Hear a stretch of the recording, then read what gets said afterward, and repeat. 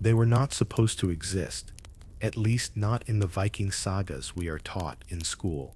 When most people picture Vikings, they imagine towering, blonde-haired warriors with horned helmets charging across Europe. But history, when read carefully, tells a more complicated story. What if among the ships that carved through the icy seas were men with darker skin, men who traced their ancestry not to Scandinavia alone, but far to the south, across deserts and coasts Africa? What if the Vikings were not just plunderers, but connectors of worlds, and in their voyages across the Atlantic, they carried with them something Europe wanted to forget: the presence of black men in the far north? It sounds almost impossible, almost like myth, yet scattered across the archaeological record and hidden in the margins of Norse sagas are fragments that suggest something stranger, richer, and far more challenging than the Viking stereotype. Consider this: the Vikings were not an isolated people. They traveled farther than almost any civilization of their age, west to North America, east to the Caspian Sea, south into the Mediterranean. Everywhere they went, they traded, raided, and absorbed. They took captives, they formed alliances, they built markets. So is it really so shocking to imagine that along the way, some Africans found themselves not only in Viking lands, but on Viking ships? Let us start with the North Atlantic itself, a brutal environment where survival depended not just on muscle, but on networks. The Vikings thrived because they tapped into the wider medieval world. They knew of the Islamic caliphates through trade, of Byzantine wealth, of the gold of Africa. They carried Arabic coins back to Sweden, silks from Persia, spices that had traveled from India. They were cultural chameleons, and their ability to absorb and adapt gave them their edge. If African goods and ideas could reach Viking hands, then so too could African people. Some historians point to the accounts of Ahmad ibn Fadlan, a 10th century Arab traveler who met the Rus, Norsemen who had traveled deep into what is now Russia. He described tall men with fair hair, but he also noted the diversity among them: foreigners gathered in their camps, slaves brought from distant lands. In the Viking world, slavery was common. Slaves were war captives, debtors, or outsiders taken in raids. The Norse called them thralls, and these thralls came from everywhere: Slavic lands, the British Isles, even further afield. It is not inconceivable that some were taken from North Africa through Mediterranean raids, or bought in bustling markets where Norse merchants haggled for silver and gold. But here is where the story grows stranger. The sagas themselves hint at figures who do not fit the northern mold. In certain texts, there are mentions of men described as dark-skinned foreigners, integrated into the Norse world. Were they Africans? Were they outsiders absorbed into Viking bands? These scraps are tantalizing, but rarely highlighted in classrooms, because they complicate the story. Archaeology too offers clues. In graves across northern Europe, particularly in Scandinavia, skeletal remains have been discovered that do not align neatly with the local population. DNA evidence reveals links to the Middle East and North Africa. In Burqa, a major Viking trading hub, coins from the Abbasid Caliphate are found in abundance. And if the coins could travel, so could the men who carried them. Imagine the scene: a longhouse, lit by fire, smoke curling into the rafters. Around the fire sit Norsemen with braided beards, and among them, a man whose skin tone marks him as from another place. He listens. He speaks in another tongue. Perhaps he was once a captive, perhaps a traitor, perhaps a warrior who earned his place. He is part of their world now. For the Vikings, identity was not just about ancestry, but strength, loyalty, usefulness to the clan. The most radical theories suggest that some of these African men did not just live among the Norse, they sailed with them.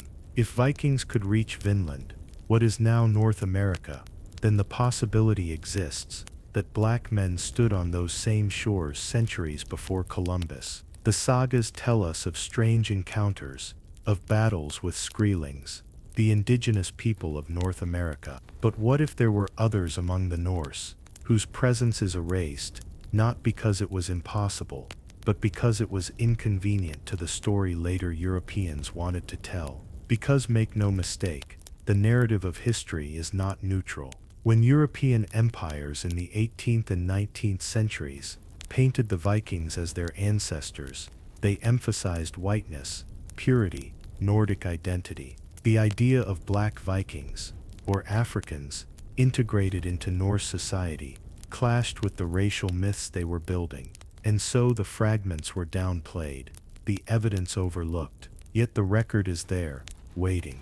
This is not to say the evidence is overwhelming, but it is enough to make us ask questions. If the Vikings reached across the known world, why should we assume their ships carried only one type of man? Why should we imagine their settlements as monocultures? Why, when every other empire of the medieval age absorbed outsiders, should the Norse be different?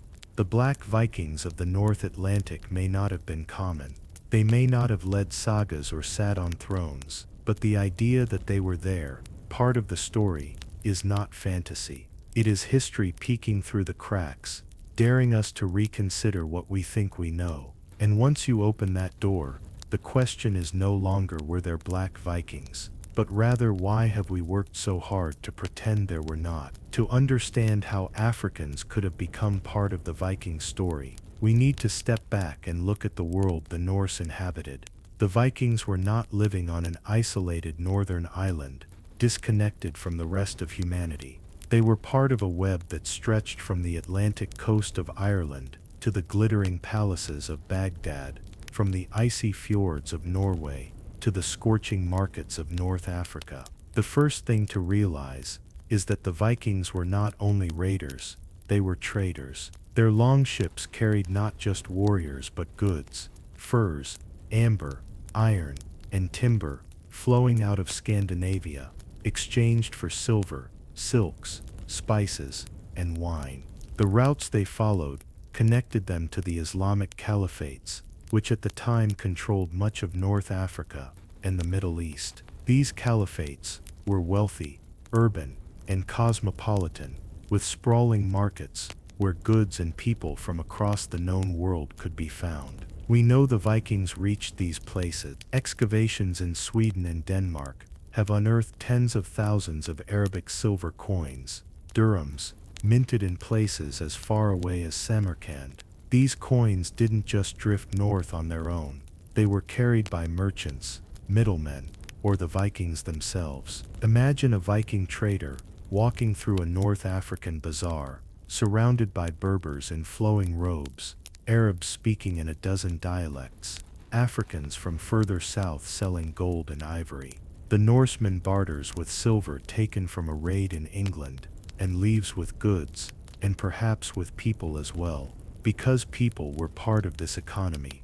The Viking world, like much of the medieval world, ran on forced labor. Thralls, enslaved men and women, were an essential part of Norse society, working in fields, households, and workshops. Most came from raids in Eastern Europe or the British Isles, but the slave trade of the wider Mediterranean made it possible for Africans to end up in Viking lands. Captives taken by Arab traders could be sold northward, while the Norse, hungry for labor, may have purchased them just as they bought silks or spices. We even see hints of this in the language of the time. The Old Norse word Blámenn literally means blue men, but was used to describe people with dark skin, often Africans. The word appears in sagas and texts, sometimes describing enemies, sometimes allies, sometimes mysterious figures who appear in Norse stories. This doesn't mean large numbers of Africans lived in Scandinavia,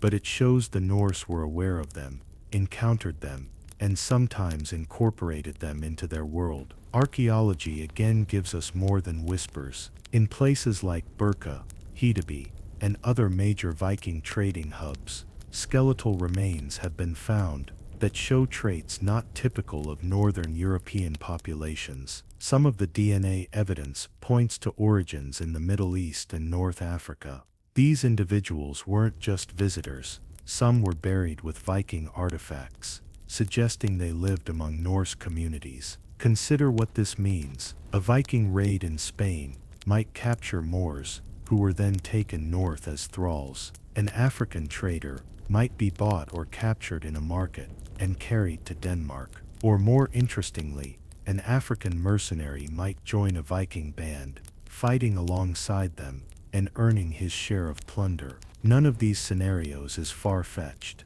In fact, they were common patterns of medieval life. What makes the Viking case unique is how far they traveled and how fiercely their image has been locked into one racial identity. And this raises a question: why are we so resistant to the idea of black Vikings? We know that Africans fought in Roman armies, served in Islamic courts, and traveled to China. We know that medieval Europe was far more diverse than the stereotypes suggest. Yet when it comes to the Norse, the idea of a man with dark skin standing on the prow of a longship seems unthinkable. That resistance tells us more about modern myths than medieval realities. By the time we reach the 10th and 11th centuries, the Viking world was fully plugged into the Mediterranean and beyond. Norsemen served as mercenaries in Byzantium, the famous Varangian Guard that defended Constantinople. They traded in Sicily, raided in Spain, and some even made contact with North Africa itself. Each of these encounters was a doorway for Africans to enter their orbit. The Viking story, then, is not just about northern isolation, it's about a crossroads of continents. Imagine the longship again, slicing through gray waves. The crew is mixed, men from Denmark, Norway, Sweden, but perhaps among them is one whose skin is darker, whose ancestors came from Nubia or Morocco, carried north by trade, war, or choice. He rows, he fights, he eats the same salted fish, he freezes in the same bitter winds. He is Viking by action, if not by blood. That image challenges everything we've been taught, but it is an image supported by fragments of history, waiting to be pieced together. This is how the possibility of black Vikings begins. Not with fantasy, but with trade routes, markets, raids, and the undeniable truth that the Norse were part of a global system. Once you see that, the pieces start to fall into place, and the world of the Vikings looks far more diverse than we were ever led to believe.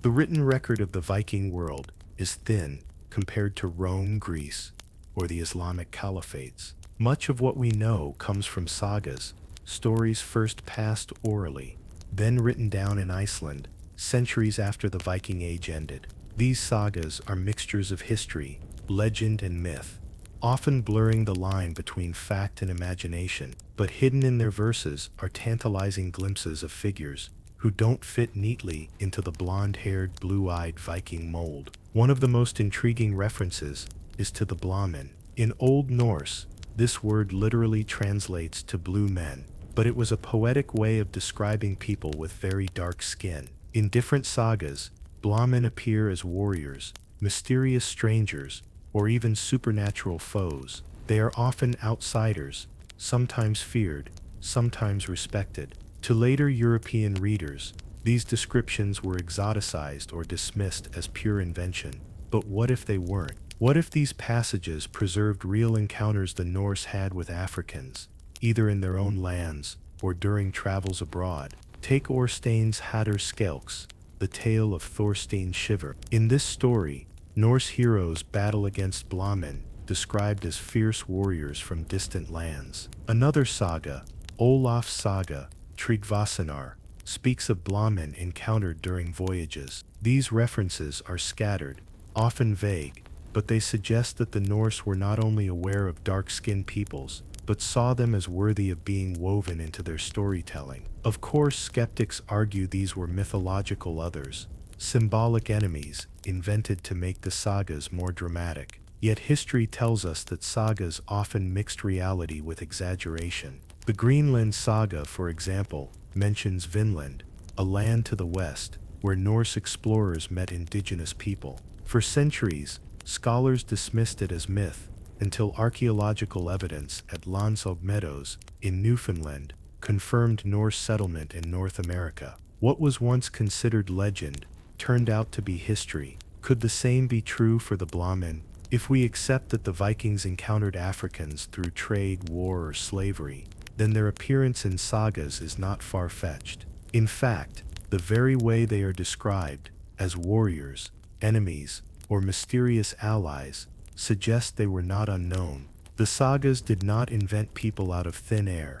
They exaggerated, dramatized, and mythologized real encounters. Some sagas even describe darker-skinned individuals living among the Norse. In one account, a foreigner of unusual appearance integrates into a community, his difference noted but not treated as impossible. The sagas never present whiteness as an absolute boundary of Viking identity. What mattered more was loyalty, honor, and strength. Outsiders could become insiders if they proved themselves. It is also telling that Norse mythology itself contains gods and beings who seem to echo encounters with foreign cultures. The god Heimdall, for instance, is sometimes described with attributes that suggest a connection to diverse peoples. While these may be symbolic rather than literal, they reflect a worldview where diversity was not unimaginable. Archaeology backs up what the sagas only hint at.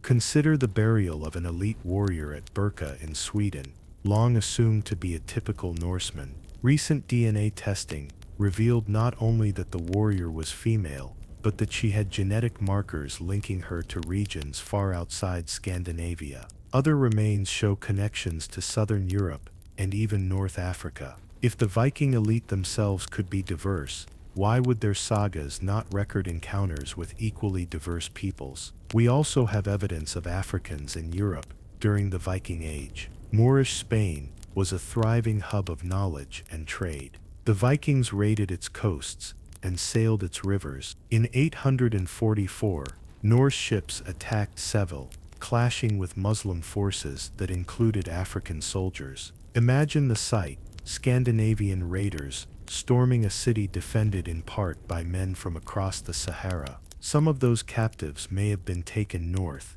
integrated into Norse society, and eventually remembered as Blámenn in the sagas. The sagas, then, are not just stories. They are a lens into the worldview of the Norse, how they saw themselves, their enemies, and the wider world. And within those stories lie shadows of a forgotten truth, that black men were part of the Viking Age, sometimes feared, sometimes accepted, but never wholly absent. Modern retellings of Viking sagas often strip this complexity away. Television shows, films, and even textbooks present a uniform image: tall, pale warriors braving the seas. The Blámenn are left out, their significance diminished. Yet the sagas remind us that the Norse imagination was larger than we think. It included the possibility of African figures in their midst. And when we step back, we see that this isn't surprising. The Viking Age was a time of movement, of contact, of cultural mixing. The Norse did not live in isolation. They were part of a world where Africans, Arabs, Persians, Slavs, and Europeans crossed paths constantly. The sagas preserved echoes of this reality. To ignore them is to deny the messy, interconnected history that actually existed. So when we ask, were there black Vikings? The sagas answer, not directly, but in fragments, whispers, and stories that point to a broader truth. The Viking world was not as whitewashed as later centuries would have us believe. In their fireside tales, the Norse left us hints of a diverse, complicated past, one where even the far north was touched by Africa. If the sagas are whispers of truth wrapped in myth, archaeology is the harder evidence: the bones, the coins, the artifacts, buried beneath centuries of soil. And over the past few decades, what archaeologists have uncovered has shaken the neat, narrow image of Viking society. Beneath the earth of Scandinavia lie stories that speak not only of Norse warriors and farmers, but of foreigners who found their way into this world. Take Birka, Sweden, one of the most important Viking trading towns. Excavations there have uncovered thousands of graves, some simple, some richly adorned. In among them, are burials that do not fit the expected pattern. Skeletal remains have been found with cranial features that suggest origins outside Northern Europe, features more commonly associated with Southern Europe, the Middle East, and even North Africa.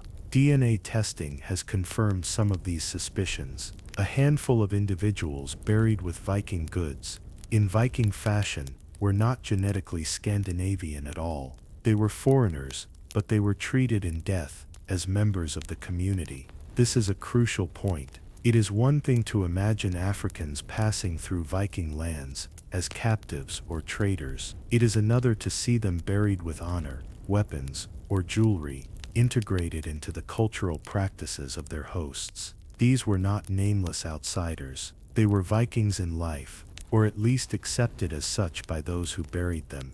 Coins tell an equally fascinating story. Across Scandinavia, archaeologists have unearthed staggering numbers of Arabic dirhams, silver coins minted under the Abbasid Caliphate. They have been found in hoards, graves, and trading centers. Some carry inscriptions from as far east as Samarkand, others from North Africa.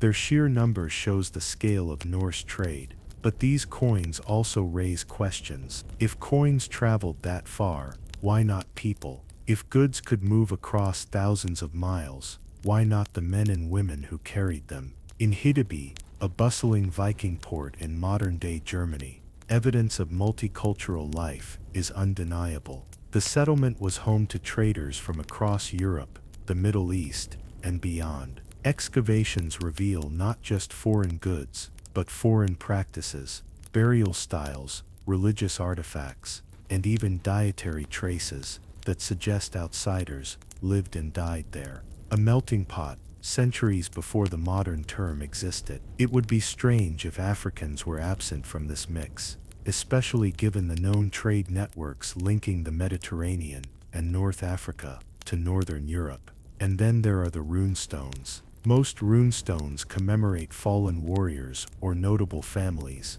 carved with intricate inscriptions. A handful make reference to journeys far abroad, mentioning men who died in distant lands. While they do not explicitly name Africans, they remind us how far the Vikings traveled and how often they encountered foreign peoples. A Viking merchant who traded in Moorish Spain or Byzantine Constantinople might well have returned north with stories or with companions. Skeletal analysis adds another layer. In some Scandinavian graves, isotopic testing of teeth and bones shows that the individuals grew up far from the north. Their diets, reflected in the chemical signatures of their bodies, point to warmer climates, different food sources. These people were not born in Viking lands. They came from elsewhere, and yet their bones rest among Norse farmers and warriors. The case of the Oseberg ship burial in Norway also raises intriguing possibilities.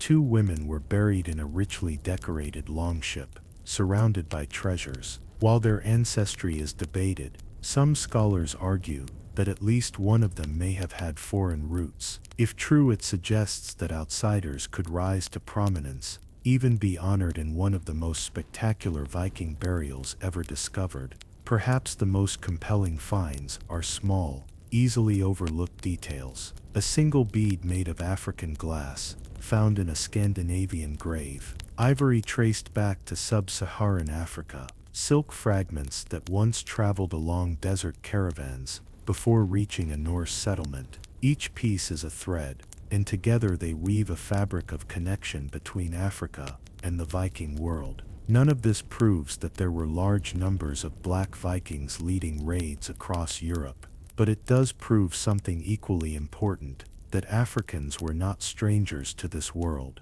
They were present in the bones, in the goods, in the very soil of Scandinavia, and presence is enough to shatter the myth of a pure homogeneous Viking race. What we are left with is a picture of Viking society as more fluid, more open, and more diverse than the stereotypes allow. A society where identity was shaped less by skin color than by action, by loyalty, strength, and community. A man who fought beside you, rode the longship with you, and shared your mead, could become a Viking. regardless of where he was born. So when we hear whispers of Blámenn in sagas, or find African beads in northern graves, we must pause. These are not random anomalies. They are pieces of a puzzle we have barely begun to assemble. A puzzle that, when complete, may force us to rethink not just the Viking Age, but the very history of the North Atlantic. Archaeology does not shout,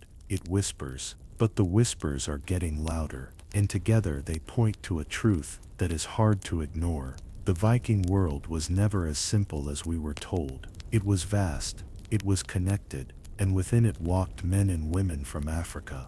The Mediterranean was the crossroads of the medieval world, and by the 9th century, the Vikings found their way there. Their sleek longships, designed for rivers and seas alike, slipped through the Straits of Gibraltar and struck at the coastlines of southern Europe. To most, these raids are remembered for the havoc they brought to Christian kingdoms, but often forgotten is the fact that the Vikings also came face to face with the Islamic world, particularly the Moors who ruled much of Spain and maintained ties deep into North Africa. The records of these encounters are scattered across both European and Arabic chronicles. One of the earliest accounts tells of Norse raiders attacking Seville in 844. They came up the Guadalquivir River, their ships like black arrows cutting across the water. At first, the Moors were caught off guard. The Vikings pillaged towns, burned villages, and took captives, but the Moorish forces rallied quickly. Armed with cavalry and fortified by city walls, they struck back. Chroniclers describe the carnage. The Vikings defeated in open battle, their ships burned, their warriors slain or enslaved. For the Moors it was proof that even these fearsome northern invaders could be humbled. For the Vikings, it was a harsh lesson in the limits of their power. Yet, as often happened with Viking raids, defeat did not end contact. It transformed it. The Norse realized that Spain was not just a place to plunder. It was a gateway to wealth, knowledge, and trade that reached across the Sahara and into Africa itself. In the decades that followed, Viking groups returned to Iberia. Sometimes they raided, but increasingly they sought to trade. Arab chroniclers mention encounters with these northern men, describing them as tall, fair, and fierce. But they also note exchanges of goods, furs, amber, and slaves for silver, spices, and textiles. In these bustling markets, the Vikings did more than exchange wares. They exchanged cultures. They would have seen African soldiers in Moorish service, African merchants selling ivory and gold, and African scholars debating astronomy and medicine in the courts of Cordoba. The Moors, for their part, were not strangers to seafaring. Their ships also plied the Mediterranean, their merchants linking Spain to Morocco, the Sahara, and beyond. A Viking landing in Al-Andalus might have stood face to face with men of African descent, their presence as natural in Moorish Spain as Norsemen were in Scandinavia. In such encounters, it is not hard to imagine that individuals crossed over from Moorish armies to Viking crews, or from Viking raiders to Moorish service. Consider the enslaved captives the Moors took after the Battle of Seville. Some Vikings were forced into servitude, perhaps spending years in Moorish lands before vanishing from the record. What did they learn there? Whom did they meet? The possibility of Norse warriors returning north with African companions, whether as fellow captives, freedmen, or mercenaries, is not far-fetched. History is filled with such unexpected journeys. At the same time, the Viking raids on Iberia became part of a larger pattern. They struck not only Spain, but also North Africa itself. Arab historians record attacks on cities along the Moroccan coast. Here again, the Vikings clashed with African defenders, sometimes triumphing, sometimes being driven back. Each encounter added another thread to the web, connecting Scandinavia and Africa. The Mediterranean world left its mark on the Vikings in subtler ways, too. Archaeological finds of Arabic coins, Islamic-inspired jewelry, and even fragments of silk in Scandinavian graves point to this contact. But more intriguing are the echoes of African presence within Norse society. A Viking returning from raids or trade in Iberia might tell stories of black-skinned warriors on horseback, of markets filled with spices and gold, of lands where the sun burned hotter and the nights smelled of incense. And while sagas do not dwell on these encounters, they preserve hints of exotic lands and foreign peoples. Tales of Saracens, Moors and Blámenn remind us that Vikings did not live in isolation. They were part of a world where Africa and Europe were connected, sometimes violently, sometimes peacefully, but always unavoidably. The question is not whether Vikings met Africans. The evidence shows they did. The question is what came of those meetings. Did African men join Viking crews after being taken in raids? Did Moorish captives escape into Norse society? Did Viking mercenaries, hired by rulers of Cordoba or Morocco, return home with African comrades at their side? History rarely records such individuals, but absence of names does not mean absence of lives lived. The story of the Vikings and the Moors is not just one of clash, but of entanglement. They fought, they traded, and they changed each other in ways that historians are only beginning to uncover. For in every coin found in a northern grave, in every African bead discovered in a Viking settlement, there lies a reminder: the world of the Vikings stretched far beyond the fjords and forests of Scandinavia. And somewhere within that world, perhaps rowing on a longship, perhaps buried beneath northern soil, were men whose ancestors came from Africa, not as faceless slaves or nameless strangers, but as individuals who became part of the Viking story. By the late 10th century, the Viking world had shifted. No longer just raiders, the Norse had become traders, settlers, and mercenaries. Their longships carried them across rivers into Russia, down the Dnieper, and eventually to the glittering city of Constantinople. Known to them as Miklagarðr, the Great City, it was unlike anything the Vikings had ever seen. Golden domes glinted in the sun, markets filled with silks and spices, and the emperor's palace stretched like a dream of another world. It was here, in the heart of the Byzantine Empire, that many Norsemen entered service as the Varangian Guard, an elite unit of foreign warriors sworn to defend the emperor himself. The sagas speak proudly of this service, of men like Harald Hardrada, who fought in Byzantium before returning north to become king of Norway. But what the sagas whisper less loudly is the diversity of the Guard. For the Varangian Guard was not only Norse, it was a mosaic of peoples: Rus, Anglo-Saxons, Slavs, and as records suggest, even Africans. Byzantine chronicles describe men of varying origins joining the Guard, bound together not by ethnicity, but by loyalty and pay. In a city like Constantinople, where traders from Africa, Asia, and Europe crossed paths daily, the sight of black Africans in military ranks was not unusual. Nubians, Ethiopians, and men from further west in Africa served as soldiers and guards, some in the Byzantine military, others in allied contingents. And it is here, in this cosmopolitan world, that Norse and African warriors may have stood side by side. Imagine a young man from Scandinavia, fresh from a village near the Fjords, suddenly thrust into a unit alongside a tall, dark-skinned warrior from Nubia. They trained together, fought in campaigns against Arabs or Persians, and guarded the same palace gates. Over time, bonds would form, friendships, brotherhood, even shared stories of distant homelands. And just as Norse mercenaries sometimes returned home with Byzantine gold and foreign wives, so too could African comrades find their way north. The possibility is not merely fantasy. Archaeology offers tantalizing clues. In Sweden, scholars have uncovered burials containing exotic items from Byzantium and beyond. In some graves, skeletal remains show traits suggesting ancestry outside Europe.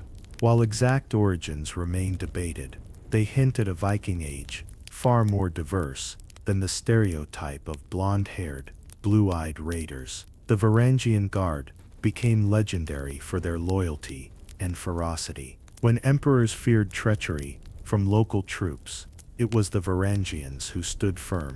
Their axes, described as massive and terrifying, cut down enemies in battle and dissenters in palace coups. Among them could have been Africans, wielding the same weapons, earning the same reputation, and carving their names into the fabric of Viking and Byzantine history alike. The cultural exchanges in Constantinople extended beyond the battlefield. Vikings marveled at the city's churches, its art, and its laws. They brought back silk, glass, and coinage, as well as stories of people unlike any they had seen before. These stories traveled back north, echoing in the halls of chieftains and the whispers of skalds. The idea of the Blámenn, or dark-skinned men, in Norse sagas may partly reflect these encounters, not monsters, as sometimes depicted, but real human beings encountered in the far corners of Viking travel.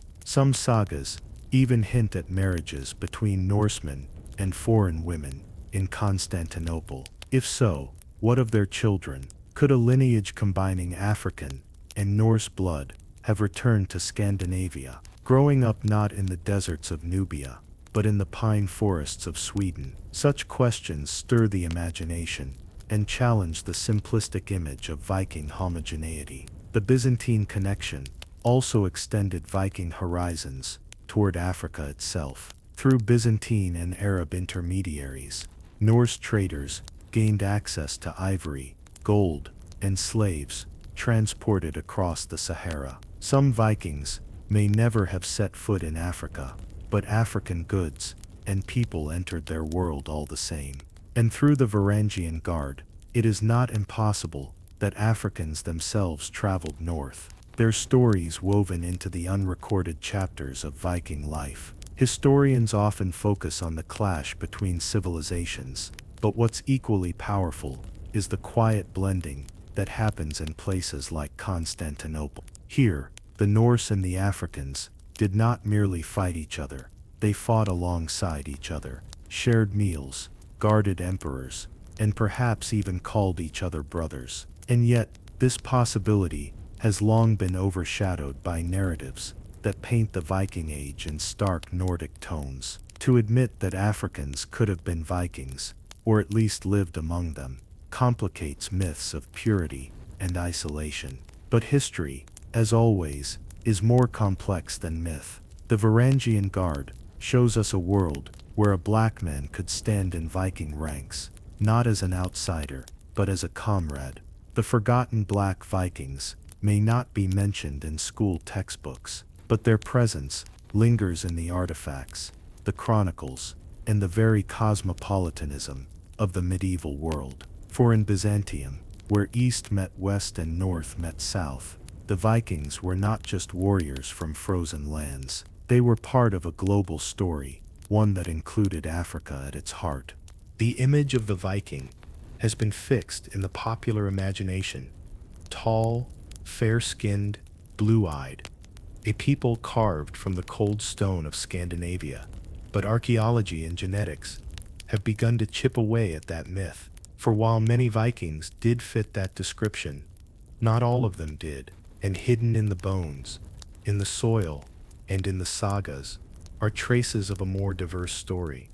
One that suggests African blood may have flowed through the veins of Norse society. In recent decades, DNA testing has revolutionized our understanding of the Viking Age. Studies of skeletal remains from burial sites across Scandinavia and beyond show a striking level of genetic diversity. Some individuals, buried as Vikings, had origins in the British Isles, the Baltic, even Central Asia, but among them, researchers have also detected markers pointing to African ancestry. These findings are still debated, but they align with what we know about the far-reaching networks of the Norse. A people who traveled from Newfoundland to Baghdad could certainly have mingled with Africans along the way. Archaeological evidence deepens the case. In sites like Birka, Sweden, one of the great trading centers of the Viking world, excavations have uncovered beads made of African glass,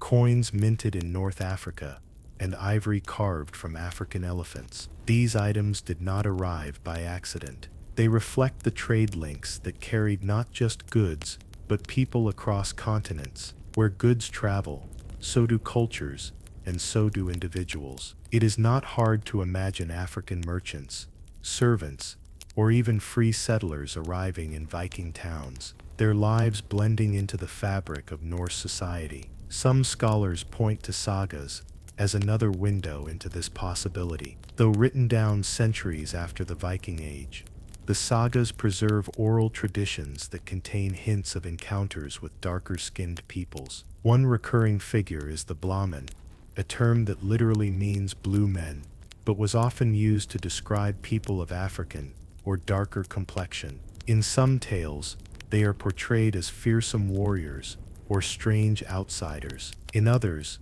their presence seems almost matter-of-fact, as if the Norse knew of them firsthand. Take the saga of Thorstein Viking's son, which speaks of encounters with Blámenn in distant lands, or the saga of the Greenlanders, which describes meetings with Skrælings in North America, but may reflect memory of broader encounters with non-European peoples. These stories, though exaggerated, suggest that the Norse world was not sealed off from racial diversity. It was touched by it, enough that such figures appeared in their tales. Even more tantalizing are the graves that show cultural mixing. In some burials, scholars have found remains dressed in Norse clothing, but buried with foreign artifacts. A woman interred in Denmark was found with beads that likely came from the Middle East or Africa. Was she a Norse woman who traveled widely, or a foreign-born woman who became part of Viking society?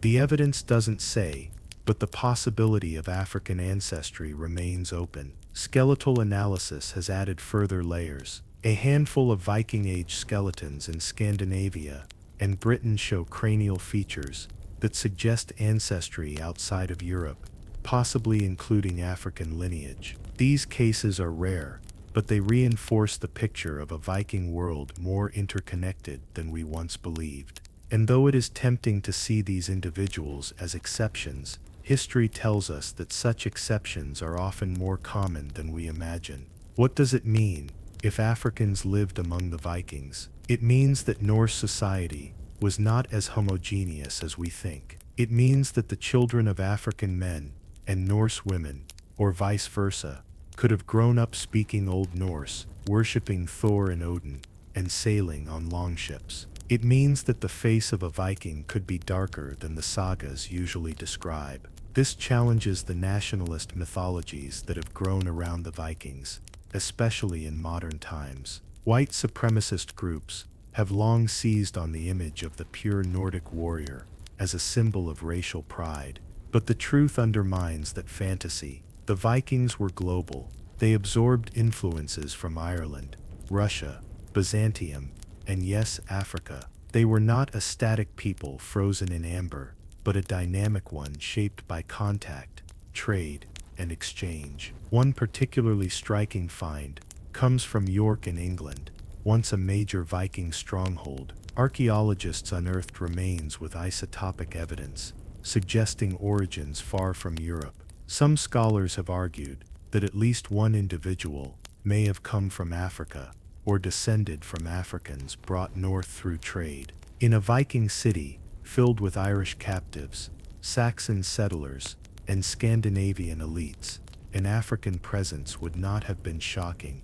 It would have been another thread in the tapestry. Of course, the evidence is fragmentary. We lack names, detailed records, or clear sagas describing Africans as settled members of Norse society. But absence of evidence is not evidence of absence. The scattered finds, DNA markers, foreign goods, saga hints, collectively build a picture of a Viking Age that was more mixed, more interconnected, and more diverse than the stereotypes allow. And if Africans did live and die among the Vikings, their stories deserve to be remembered. They were not footnotes or anomalies. They were part of a people who reshaped Europe, who crossed oceans, who carved runes into stone, and sailed to the ends of the known world. Their presence, however faintly recorded, is a reminder that history is always richer, more complex, and more surprising than the myths we tell. When most people picture the Vikings in Britain and Ireland, they think of longships on misty rivers, monasteries burning, and warriors storming ashore with axes in hand. And much of that is true. The Norse raiders did descend upon Lindisfarne in 793, and they did carve out kingdoms in Dublin, York, and beyond. But what's often overlooked is how these Viking settlements became gateways, pulling the Norse deeper into the networks of the wider medieval world. And through those networks, Africa once again enters the story. Take Dublin. Founded by the Vikings in the 9th century, it quickly grew into one of the most important trading cities in Europe. Archaeology has revealed not only longhouses and marketplaces, but treasures from as far as the Middle East and Africa. Elephant ivory, exotic beads, and North African coins have all been unearthed there. These items are more than curiosities. They are fingerprints of a global economy that tied Norse Dublin to the Mediterranean, and from there to Africa. In Ireland, the Vikings were not just raiders, they were rulers. They established dynasties, married into local families, and controlled trade routes that stretched across seas. Among the goods that flowed into Dublin and other Norse towns were captives. Slavery was a grim but undeniable part of Viking society, and the Irish slave trade became one of the most lucrative in Europe.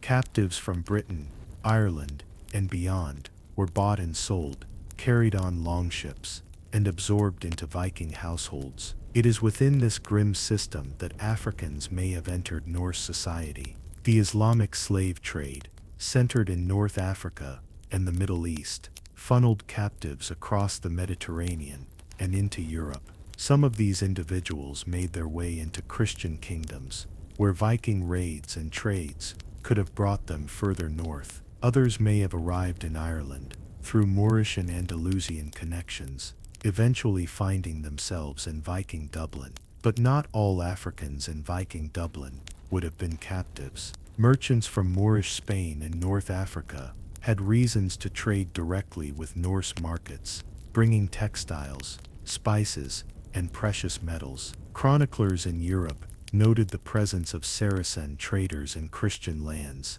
and it is not unthinkable that some ventured into Dublin, drawn by its wealth and connections. In such a city, one might have seen a Norse chieftain bargaining with a Moorish merchant over a pouch of silver coins, or a dark-skinned craftsman working alongside Irish and Norse artisans. York, another Viking hub in England, tells a similar story. Excavations there have uncovered Islamic coins, African ivory, and beads that traveled thousands of miles. Written sources even hint at individuals of African descent living in England during the Viking Age. The famous ivory bangle lady, discovered in York, was a wealthy woman of mixed ancestry, possibly North African, buried with luxury goods. Though her exact connection to the Vikings is debated, her presence proves that Africans were not strangers in Viking-controlled lands. Beyond trade, warfare also played a role.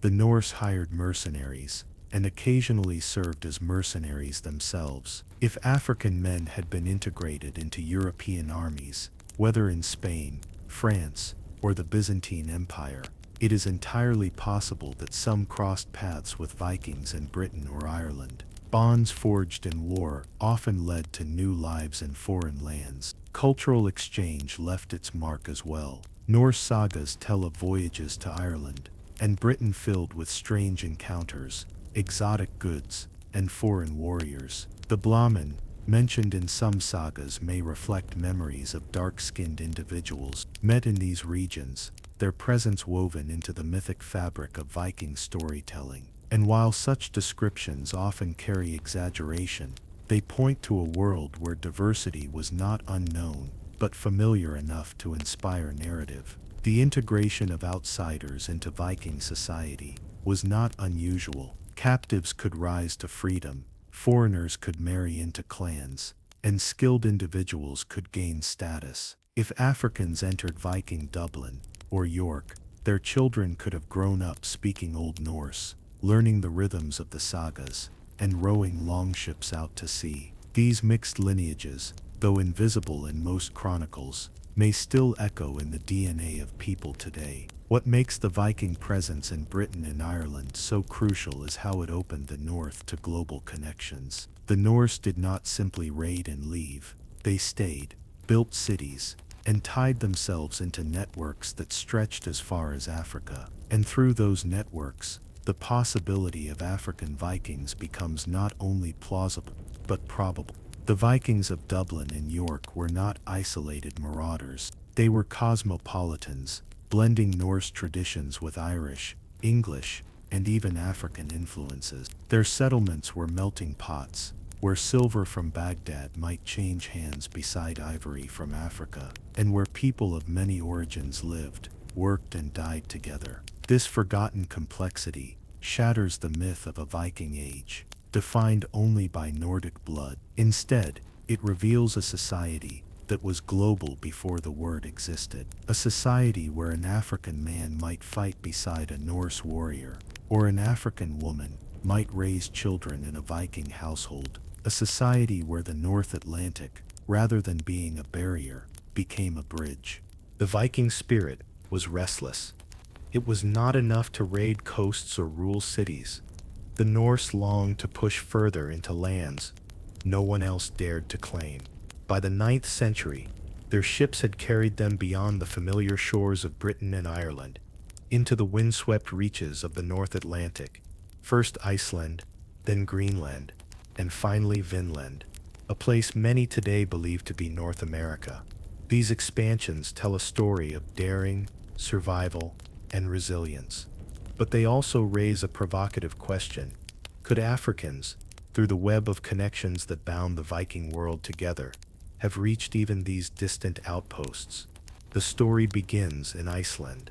Norse settlers arrived around 874, carving farms into the volcanic soil and establishing a society that preserved much of the old Scandinavian way of life. But Iceland was not as isolated as it seems. Its settlers came not only from Norway, but from the Viking colonies of Britain and Ireland. And those colonies, as we've seen, were places of mixing, where Africans may have already been present. If individuals of African descent had integrated into Norse households in Dublin or York, it is entirely possible that some joined the Great Migration westward. From Iceland, the Vikings pressed further to Greenland. Around 985, Eric the Red led settlers into this harsh land of ice and fjords. The Greenland colonies were small and fragile, but they endured for centuries, sustained by trade with Europe. Walrus ivory, prized for its strength and beauty, became their main export. Archaeological finds in Greenland show not only Norse tools and dwellings, but imported goods from distant lands. Coins from Europe, beads from the East, and other traces remind us that even here, on the edge of the known world, the Vikings remained part of a global network. That network is what makes the idea of African presence in Greenland plausible. A Norse household that brought slaves or freed individuals from Dublin could easily have carried them to Greenland. And once there, these individuals would have lived, worked, and died alongside Norse settlers, their stories lost in the ice. Even if no written records name them, the very interconnectedness of the Viking world leaves the door open. Then comes the most daring leap of all, Vinland. Around the year 1000, Leif Erikson and his companions sailed west from Greenland and reached a land of forests, rivers, and wild grapes, almost certainly parts of modern-day Newfoundland. The sagas describe encounters with native peoples, whom the Norse called Skrillings, and short-lived settlements at places like Lansauk Meadows. While the settlements themselves did not last, they proved that the Vikings crossed the Atlantic centuries before Columbus. Could Africans have been among them? It is not impossible. Consider the makeup of a typical Norse expedition. family groups, warriors, thralls, and traders. If even one African-descended individual had been part of a Greenland household, they might have boarded the ship to Vinland. The sagas tell us little about the identities of every man and woman who made the voyage, but history often omits those who did not fit its preferred narrative. Beyond speculation, there is the broader principle: wherever the Vikings went, they carried with them the cultural and human diversity of their world. From Dublin to Constantinople, from York to Morocco, they encountered Africans. To imagine that none of these encounters left traces in their farthest ventures stretches belief. Even if Africans did not walk in Vinland, their presence in Norse households and expeditions means their influence traveled westward with the longships. The sagas themselves, though rooted in Icelandic storytelling, carry echoes of these global connections. Their tales of strange peoples, exotic lands, and unusual allies reflect memories of encounters far beyond Scandinavia. Some scholars suggest that the stories of Skrillings in Vinland may have been colored by earlier encounters with Africans, and others who seemed foreign to Norse eyes. In oral traditions, categories blur, and the memory of one meeting may shape the telling of another. What is certain is that the Viking expansion westward was not a story of isolation, but of continuity. Greenland and Vinland were not separate worlds but extensions of the Norse web, a web that reached into Africa. If Africans lived in Dublin, York, or Constantinople, then their descendants could well have seen the icy mountains of Greenland, or the forests of Vinland. This possibility challenges the way we think about exploration. The traditional story casts Europeans as the first to stride into the New World, carrying with them a narrow vision of who they were. But the Viking story suggests otherwise. It hints at a medieval world where Africans and Europeans crossed paths, joined lives, and perhaps even crossed oceans together. The idea of a black Viking in Vinland may unsettle some, but history has always been richer than its myths. On the shores of Newfoundland, archaeologists have unearthed the remnants of Norse sod houses, iron nails, and tools. These are the fingerprints of Viking presence. But what they cannot tell us is who precisely lived there, whose hands forged the iron, whose voices spoke around the fire. Were they all Norse by blood, or was there more diversity than we've been taught? These questions remain open, waiting for discoveries yet to come. The forgotten Black Vikings of the North Atlantic may not be named in sagas, but their presence lingers in the possibilities. In every artifact, in every voyage, in every silence where the record breaks off, their story waits to be uncovered. And as the Vikings pushed westward, into the unknown, so too did this story travel, carried across oceans by men and women whose lives were more complex than we have dared imagine. History is not only about what happened, it is also about what was remembered, and by whom. The Vikings, like so many other peoples, did not control the way their story was told. Much of what we know about them comes from sagas written centuries later in Iceland, or chronicles penned by monks and court scribes who viewed the Norse through their own lenses. And in those writings, choices were made: what to include, what to omit, what to exaggerate, and what to silence. This is why the image of the Vikings that dominates today is often starkly one-dimensional: pale-skinned raiders with horned helmets, storming monasteries, burning villages, and sailing off into the mist. The diversity of their world, the complexity of their encounters, and the possibility that Africans traveled with them have all been quietly filtered out. To understand the forgotten Black Vikings, we must first understand how the Viking story itself was reshaped. The Icelandic sagas are among the richest sources of Viking lore, full of heroes, battles, voyages, and family feuds. But these sagas were written down in the 13th and 14th centuries, long after the events they describe. They were not neutral records. Instead, they were crafted by Christian writers who wanted to reconcile their pagan past with their new faith. The result is a mixture of history and myth, shaped by cultural needs rather than objective truth. In these sagas, foreign peoples appear often: Irish monks in Iceland, Muslims in Spain, Slavs in the East. Sometimes they are allies, sometimes enemies, but rarely are they described in detail, and even more rarely are they given depth. When Africans appear in medieval European texts at all, they are often described in stereotyped or symbolic terms, either exotic curiosities, biblical archetypes, or enemies in crusading narratives. It is not surprising, then, that if Africans did live among the Vikings, their presence was not recorded with care. Monks writing in England and France had their own reasons to shape the Viking image. For them, the Norse were enemies, invaders who desecrated holy places. To emphasize their savagery, chroniclers exaggerated their otherness. To admit that Vikings were connected to Africans, or that their world included people of many colors, would have undermined the neat moral contrast they wanted to draw. So the chroniclers reduced them to caricatures: wild, pale, and godless.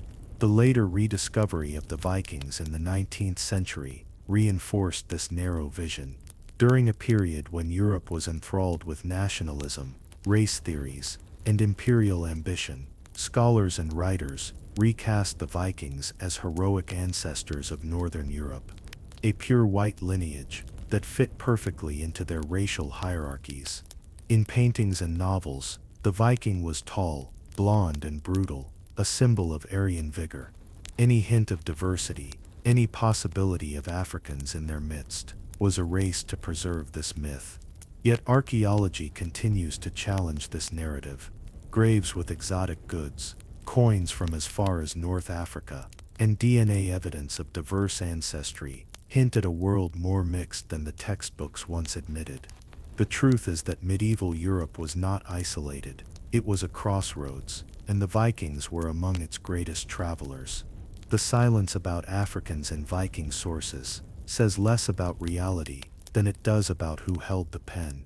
To reclaim the possibility of black Vikings, we must read between the lines of these biased sources. When sagas mention slaves taken from Ireland, we should remember that some of those could have been Africans, already brought to the island through Mediterranean or Islamic trade routes. When chronicles describe the foreignness of Viking households, we should consider that diversity might have included more than just Celtic or Slavic captives. And when archaeology reveals contact with Islamic Spain or North Africa, we should picture not only goods, but people moving along those routes. This act of recovery is not about forcing modern ideas onto the past. It is about recognizing that the past was always more complex than the stories written by elites aloud. The forgotten black Vikings may not appear by name in sagas, but the possibility of their existence lives in the gaps, in the artifacts, in the unspoken, in the silences, carefully maintained by those who wanted history to serve their purposes. It also lives in oral traditions. Across Africa and the diaspora, there are scattered legends of seafarers, travelers, and wanderers who crossed oceans and forged strange alliances. These stories are often dismissed as myth, but myth itself can preserve kernels of truth. Could some of these traditions echo memories of African presence in the far north, memories too inconvenient for European scribes to record, but preserved in other ways? The question remains open. The shaping of Viking memory reminds us of a deeper truth. History is never neutral. The stories we inherit are filtered through power, ideology, and the needs of those who tell them. If black Vikings existed, as the evidence suggests they very well could have, their erasure was not an accident. It was part of a broader pattern that denied African agency and presence in Europe's story. But today, that silence is breaking. New research, new discoveries, and new voices are challenging the old myths. The Vikings are no longer just raiders in horned helmets. They are traders, settlers, explorers, and perhaps among them, people of African descent, whose stories are only now beginning to surface. The question is not whether black Vikings existed. The question is how many, in what roles, and how their lives shaped the Norse world?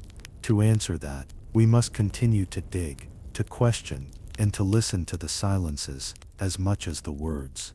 The forgotten Black Vikings of the North Atlantic may yet reclaim their place in history, not as myths or symbols, but as real people whose journeys helped shape the medieval world.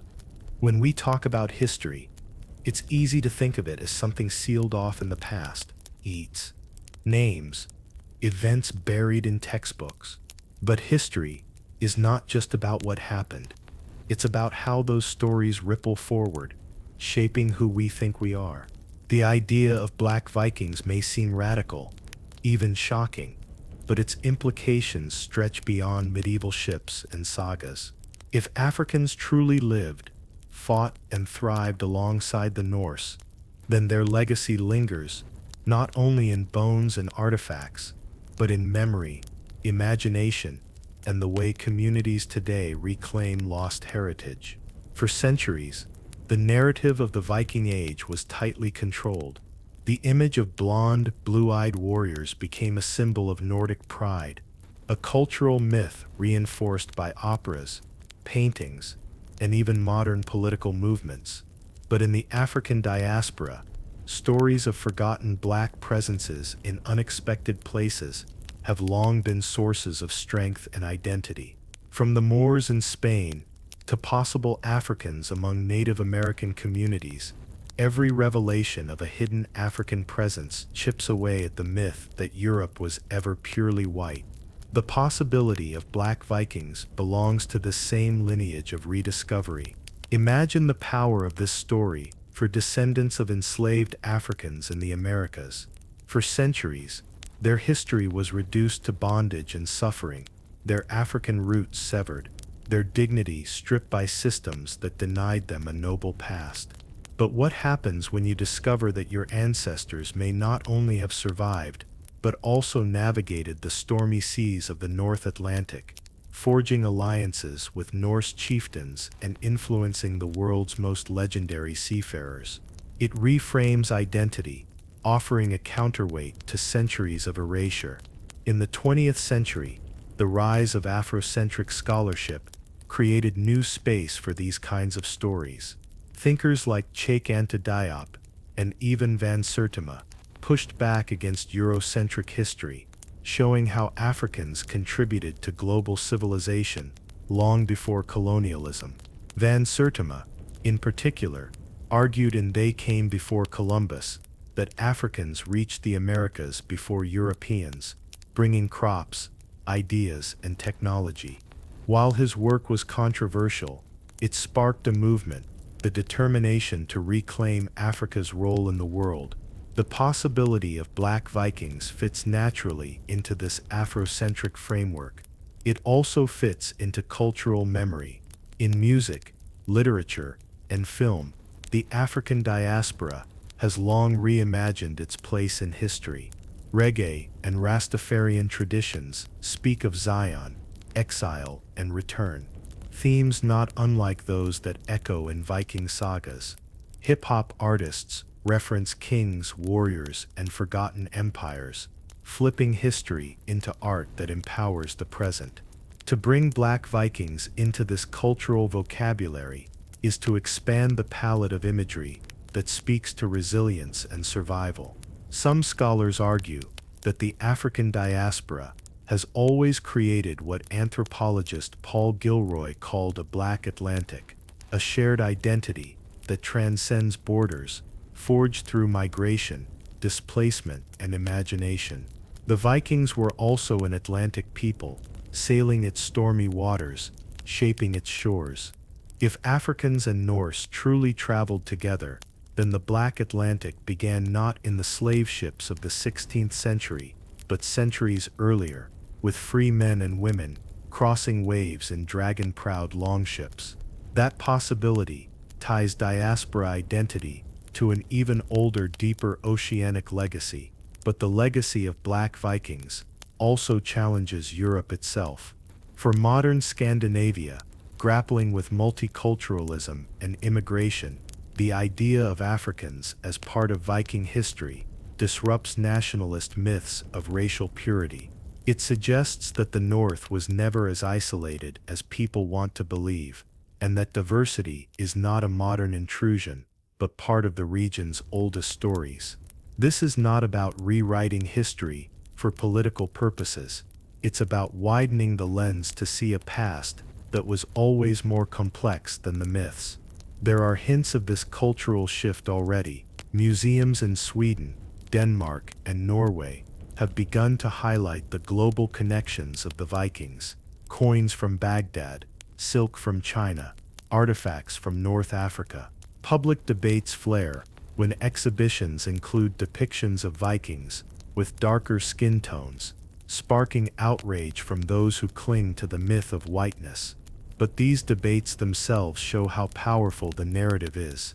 The memory of the Vikings is still contested territory, and the question of who belongs in that story matters deeply to identity today. The Black Viking legacy also lives in the imagination of writers and filmmakers.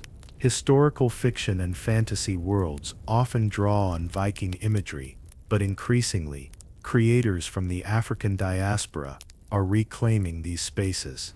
Afrofuturist stories envision African seafarers, warriors, and wanderers crossing oceans and shaping worlds. By inserting Black figures into Viking narratives, whether through scholarship or art, modern creators break down the barriers that kept these stories whitewashed for centuries. For communities in the African diaspora, the story of the Black Vikings is not only about the past, but also about the future. It shows that identity is not limited to what oppressors wrote in history books. It reminds us that ancestors traveled farther, fought harder, and influenced more than we were ever told. And it provides a model for survival. In harsh conditions, at the edges of empires, people of African descent found ways to adapt, ally, and endure. The forgotten Black Vikings may remain shadowy figures, half hidden in archaeology and silence, but their legacy resonates wherever people search for belonging.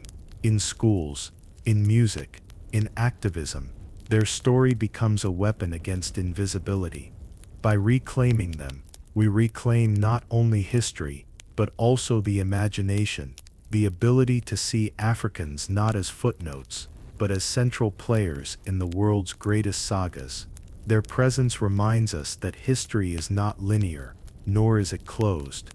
The Atlantic has always been a highway of connections, and the Vikings, with Africans among them, were early travelers on its stormy waters. The legacy they leave behind is not one of erasure, but of endurance.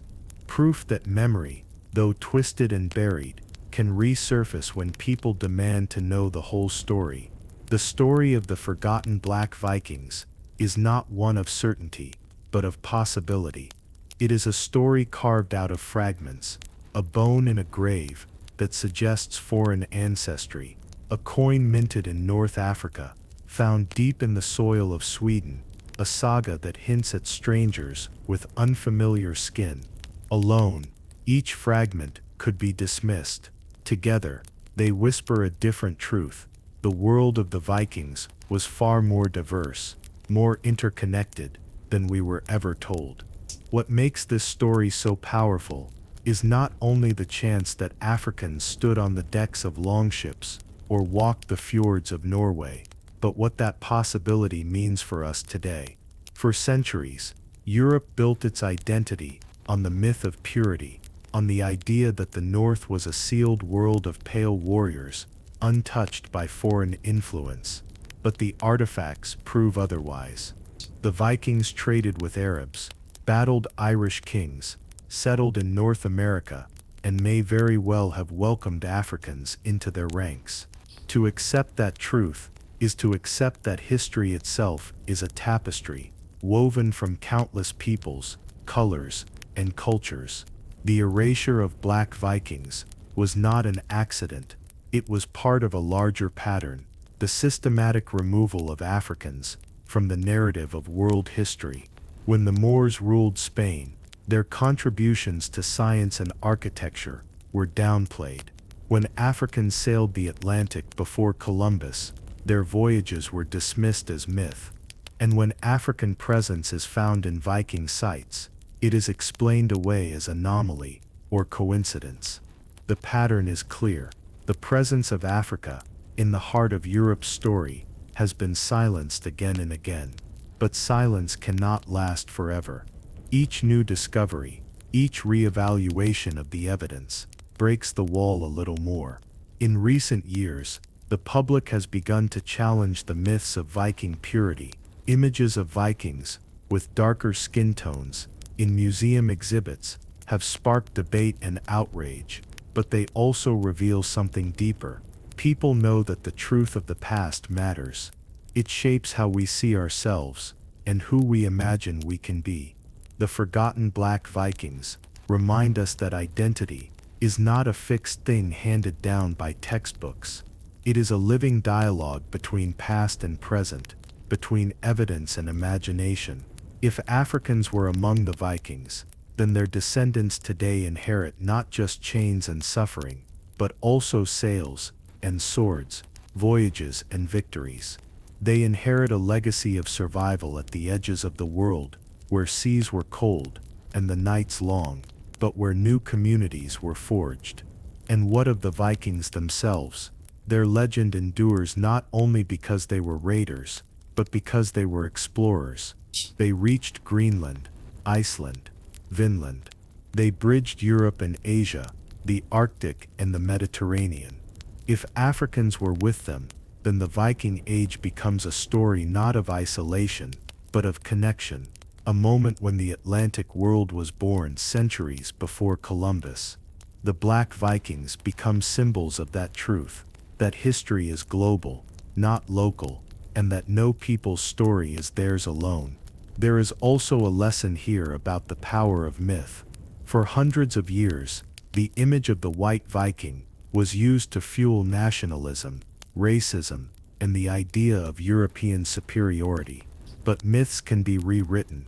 If the Black Vikings step back into the light, the myth changes. It becomes a story not of purity, but of diversity, not of exclusion, but of resilience. This is why their story matters so deeply today, in a world still haunted by the ghosts of division. The final truth is this: whether or not every detail can ever be proven, the story of the Black Vikings forces us to ask better questions. It forces us to look harder at the evidence, to read the silences, to see the past not as a simple tale of us versus them, but as a complex web of human journeys. It forces us to accept that the ancestors of today's African diaspora may have stood at the prow of a Viking ship, staring out at the endless gray sea, daring to conquer horizons no one else could see. Their legacy is possibility itself. The possibility that the boundaries we draw around identity are illusions. The possibility that the past was never as narrow as the myths suggest. And the possibility that by reclaiming these forgotten figures, we reclaim not only history, but also the right to imagine a future unshackled by lies. The forgotten Black Vikings of the North Atlantic are no longer shadows. They are part of a larger story, one that spans continents and centuries, one that reminds us that history belongs to all of us. To remember them is to remember ourselves, not as divided peoples, but as travelers on the same sea, forever searching for the shores of belonging.